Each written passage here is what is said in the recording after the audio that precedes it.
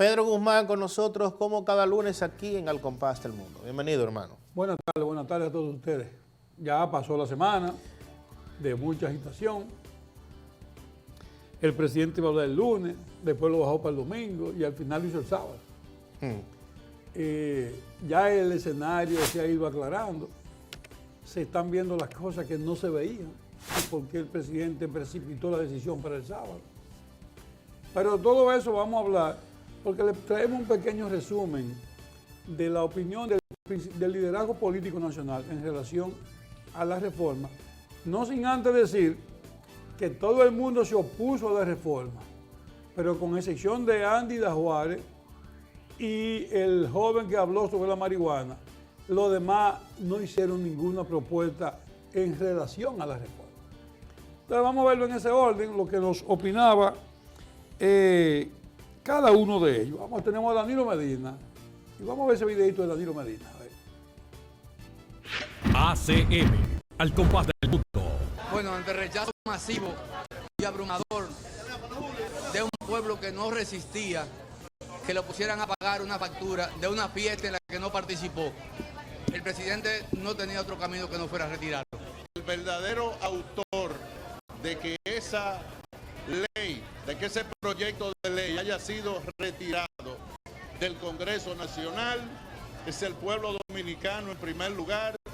En segundo lugar, felicitar a la clase media por haber expresado su rechazo rotundo a un proyecto que iba a producir situaciones desastrosas en la clase media dominicana. Que improvisa cada medida, no hace estudios, no hace diagnóstico, no ve los impactos y al final tiene entonces que echar hacia atrás. El pueblo dominicano dio una demostración de fuerza, dio una demostración de que cuando nos unimos el resultado es el correcto. El pueblo dominicano debe repetir, ser vigilante y establecer los sistemas de controles del poder. Lo que se ha criticado primero es la calidad del gasto, el despilfarro que tiene el gobierno en otras áreas que no son prioritarias para la economía ni para el bienestar de la sociedad, y sobre esa base entonces pasar a un diálogo abierto donde los diferentes... Miren, aparte de esa intervención, tenemos también la intervención del doctor Leonel Fernández sobre el mismo tema. Vamos a compartirlo con ustedes, la opinión del doctor Leonel Fernández. La propuesta nuestra del pueblo es que se retire del Congreso ese proyecto de ley y se puede enviar a la Comisión Económica y Social, convocar a los distintos sectores de la vida nacional a un diálogo amplio y ahí entonces si el consenso. Estoy procediendo entonces a solicitar el retiro inmediato del proyecto de ley de modernización fiscal de la agenda del Congreso Nacional. ACM, Al Compás del Mundo. Bueno, vieron, al final, era un video un poquito más largo, pero ese fue el corte que los muchachos propusieron ahí porque había un videito más largo sobre la propuesta del presidente, que al final terminó dejando sin efecto el proyecto de reforma fiscal. Yo les decía a ustedes que hay una realidad, y es que Danilo, Leonel, Abinader y todo el mundo habla de la necesidad de una reforma fiscal. El doctor Leonel Fernández está planteando que eso se lleve al Consejo Económico y Social. Danilo dice solamente que lo retiró como tenía que retirar. Y los que fueron al Congreso fueron solamente a oponerse al paquete.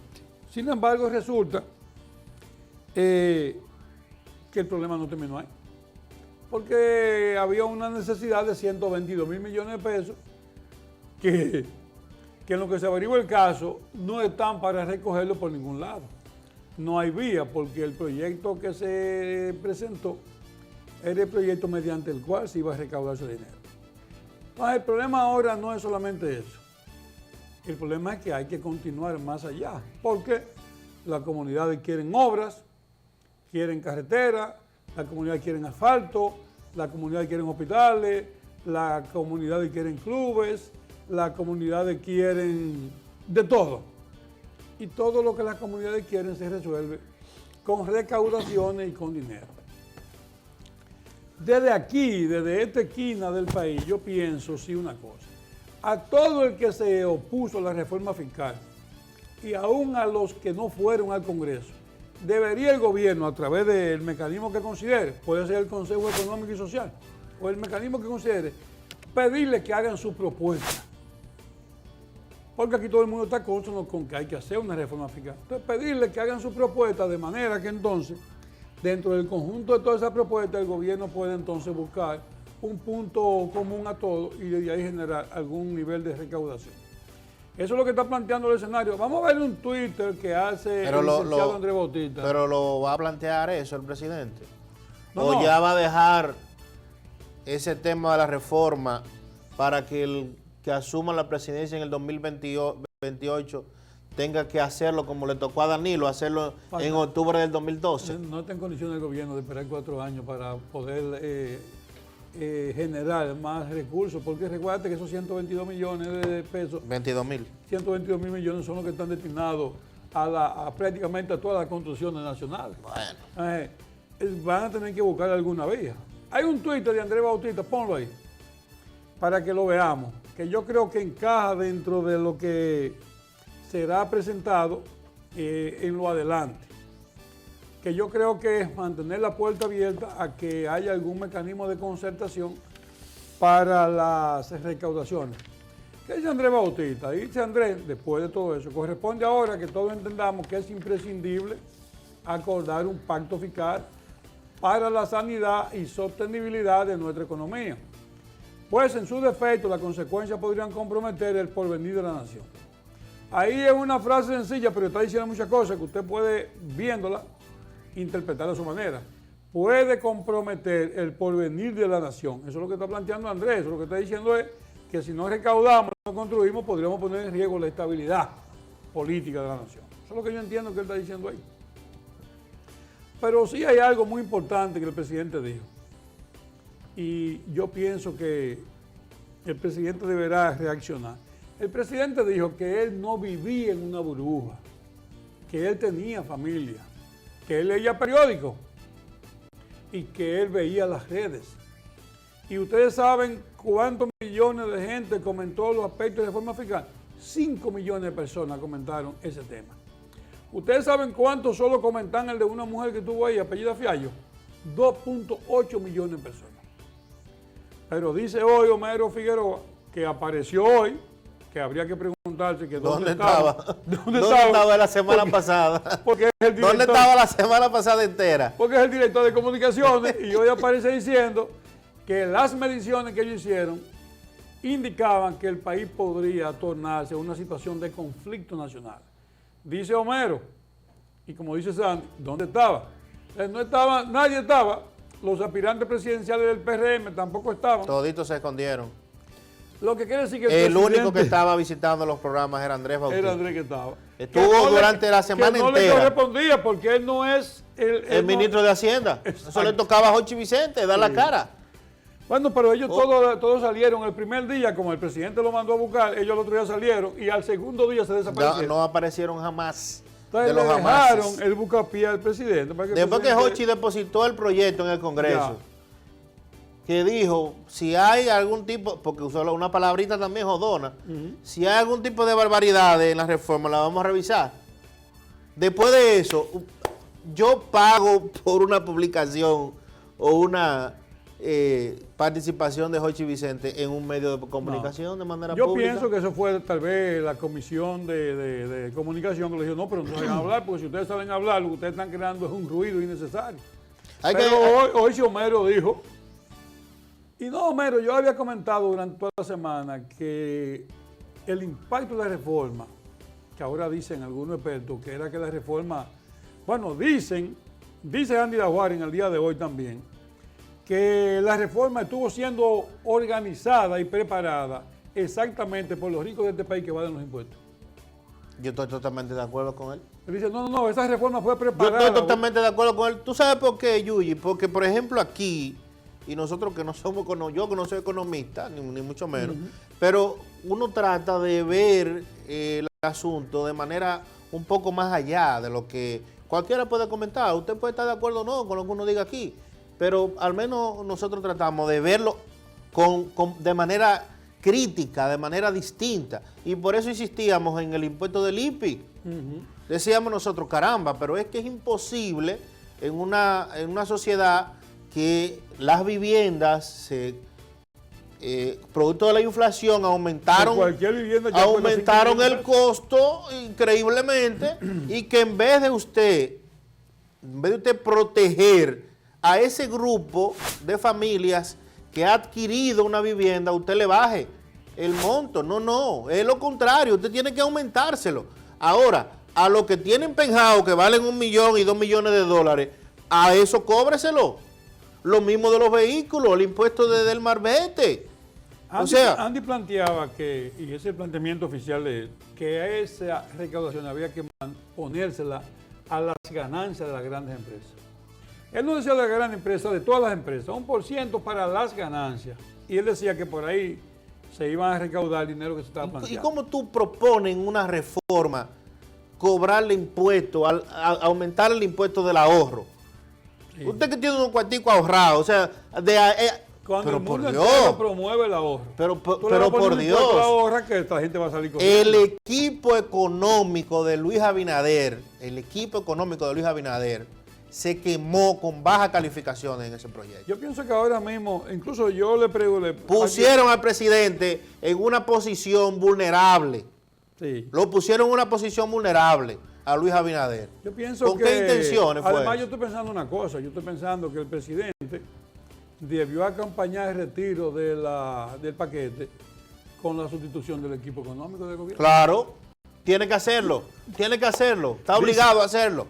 Fracasaron. Fracasaron. Que dice que si hubiera sido cuando Balaguer. No, yo estoy de acuerdo. Queda uno de totalmente de acuerdo. Y lo dije desde el sábado, desde que el presidente el sábado anunció el retiro del proyecto. El equipo económico se quemó. Se quemó porque la mayoría de las cosas planteadas. Hay otros aspectos que también tiene el proyecto que no eran tan dañinos para la clase, pero la mayoría de lo que había planteado ahí era para prácticamente aplastar la parte más vulnerable de la población, y no es posible. Bueno, la realidad es que todo ese proceso se llama que el presidente lo retiró, pero no es que el presidente no necesita la recaudación, ¿no? Lo que se está hablando ahora es de buscar otra vía de consenso. Entonces yo lo que le digo es, el doctor Leonel Fernández plantea que se haga a través del Consejo Económico y Social. Y yo lo que planteo es que si muchas de esas organizaciones que estaban ahí reclamando no son parte del Consejo Económico y Social, mínimamente debiera desde el gobierno darse la oportunidad de que ellos hagan las propuestas. De que participen. Y usted lleve por escrito, llévelo por escrito, claro.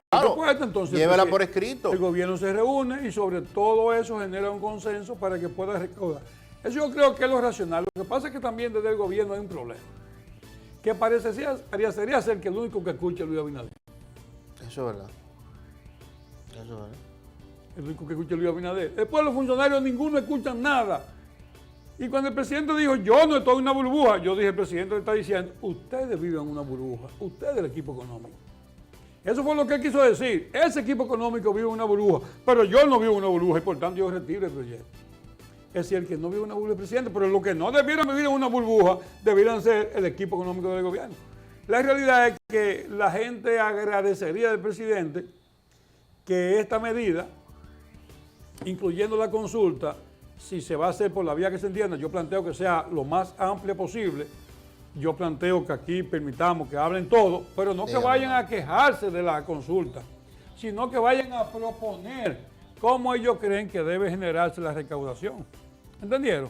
No es solamente no es que se quejen, sino que vayan también a proponer, ok, no la cogemos por aquí, ¿por dónde la recaudamos? Y de esa manera también se puede hacer un gran pacto social que culmine con un resultado favorable a las recaudaciones fiscales. Ahora, hay otro problemita. ¿Dónde está el soporte político del gobierno? En ningún lado. Pero Homero, ese amigo, para no decir otra cosa, se destapa diciendo hoy que el pueblo no vio lo positivo de la reforma. Pero usted es el vocero del gobierno. ¿Qué hizo usted para que la población viera lo positivo de la reforma? ¿Dónde está lo que usted hizo La como realidad, vocero? pero Por también hay Dios. otra cosa. Cuando el Excúsame, presidente anunciaba el vamos a darle retiro, chance a Luquita, que lo tengo cuando el aquí. presidente anunciaba el retiro, Paliza anunciaba que el partido iba para la calle a defender el reforma. Ajá, una contradicción totalmente. Lucas, adelante, hermano. Buenas tardes, colegas. Fíjate, yo tengo, usted tiene mucha razón en lo que está diciendo, pero también hay que analizar el proceso evolutivo y estadístico de cómo el presidente se ha manejado. Yo no creo que el equipo de información o el equipo de estrategia del presidente sea como tan iluso para dejar pasar algunas cosas. Entonces yo creo que el presidente siempre ha presentado un fatalismo primero para testear y posteriormente entonces ver cómo reacciona la ciudadanía. Es evidente que la reforma tiene que ir obligatoriamente y que tiene un costo político. Y cuando tú presentas un fatalismo y después te presentas como un salvador que escucha a la ciudadanía y después entonces presenta la reforma y se da como quiera, entonces ¿quién sale ganando la presidencia? Yo creo que ha sido una manera muy astuta, muy sabia, y eso hay que reconocérselo al presidente, porque él sabe que era imposible presentar esa reforma. O sea, él sabía previamente, y no puede ser tan tonto como para que nosotros nos demos cuenta y su equipo político no se dé cuenta de que tanta carga impositiva para una ciudadanía que está pasando trabajo pueda pasar, era imposible. Entonces yo creo que tarde o temprano ese consenso al que en ellos está llamando, ese silencio el que usted dice de los funcionarios, era parte de la estrategia.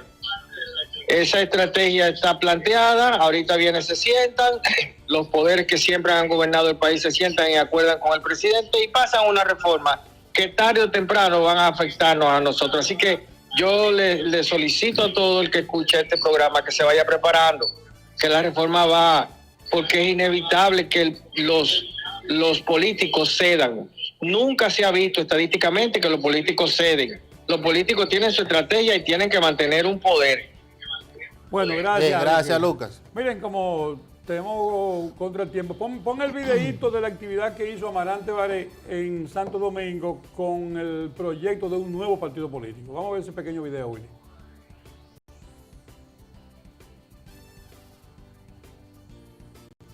ACM, al compás del mundo. Avancemos surge como un nuevo partido político que dará amplia participación a las mujeres y a los jóvenes en sus órganos de dirección, base de la renovación y el cambio político. Avancemos surge como una nueva fuerza política con las puertas grandes y anchas para que entren todas aquellas personas que deseen involucrarse en un proyecto político plural, abierto, verdaderamente democrático y progresista. Avancemos surge como un proyecto colectivo que quiere un país que crezca, se desarrolle y modernice, donde ser mujer no sea un pecado, ser joven no sea sinónimo de exclusión y ser pobre no sea una condena de por vida. Avancemos, procurará el fortalecimiento de nuestras instituciones, la seguridad jurídica y el desarrollo de una verdadera cultura democrática, participativa, que fortalezca los principios éticos en la administración pública y que rechace la corrupción.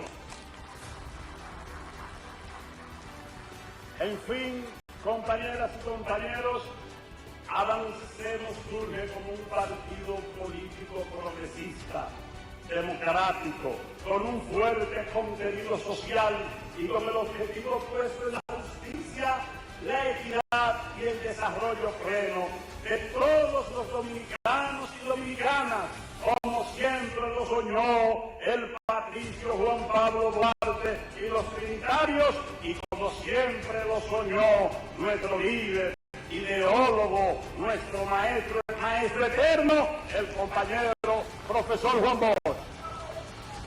Avancemos juntos.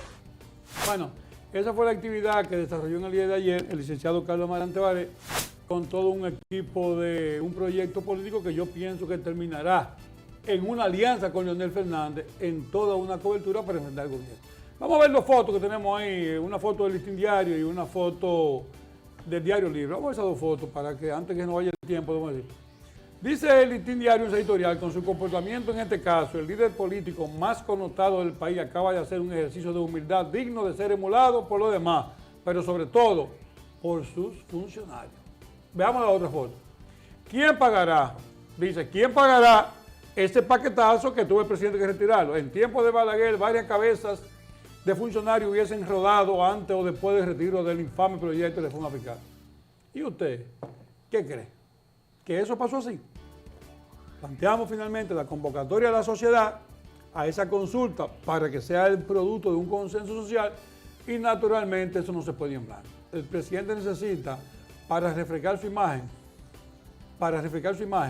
que darle un solo decreto eliminando todo ese equipo económico que al final de cuentas lo metió en ese lío y aunque ustedes crean que él se va a recuperar, de ahí el presidente salió un poco afectado, producto de la incapacidad de ese equipo económico de hacer una buena propuesta de reforma fiscal sana. Gracias a ustedes por decir que yo lo veo. Estamos pendientes. Viene Pero algo. el presidente, yo respeto lo que dice Luquita, pero no hay dudas de que ahí hay cosas que no había manera de aplicarlas y que no ninguno de los economistas del gobierno la va a poder justificar, ni ahora, ni mañana, ni en un mes, ni en un año, cuando decidan someter el proyecto otra vez. Pero bien. Así pasó la semana, señores. Y veremos si se le puede poner el impuesto a las ganancias, que sería una buena medida para recaudar, ¿verdad? Y lo que yo decía de los marbetes de los vehículos, el que da $300,000 por un vehículo, no es verdad que usted lo puede poner a pagar $3,000 por una placa. Eso se le puede poner hasta en la primera placa. Claro, un 1%, Porque póngale un 1, que da $100,000 un por un 0.5. Se le puede poner una esquinita ahí. Claro, el que da $300,000 por un vehículo, $150,000, $250,000, no está pendiente de... Pero también el que se gana 2 o 3 millones mensuales puede aportar algo más. Sí, eso también. Sobre la ganancia. Eso también. No, yo quisiera pagar mensual más, porque se supone que estoy ganando más. Sí. Gracias, señores. Gracias, Sal. Hasta mañana, amigos. Gracias por acompañarnos. ACM, al compás del mundo.